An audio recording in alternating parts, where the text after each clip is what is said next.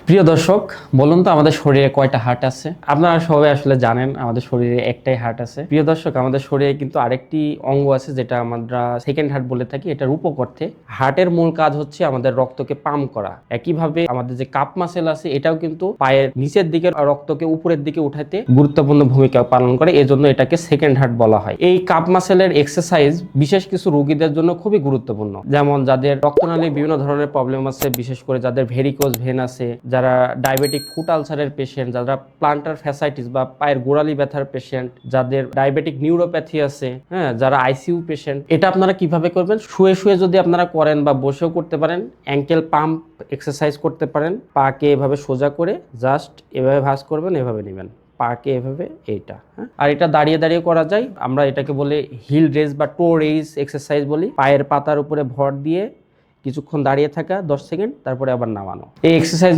দুটি যদি আপনারা করেন তাহলে আপনারা শক্তিশালী একটি কাপ মাসেল পাবেন এবং দেহের যে স্বাভাবিক রক্ত প্রবাহ আছে এবং বিভিন্ন সমস্যায় এই এক্সারসাইজ দুটি কিন্তু খুব গুরুত্বপূর্ণ রোল প্লে করতে পারে।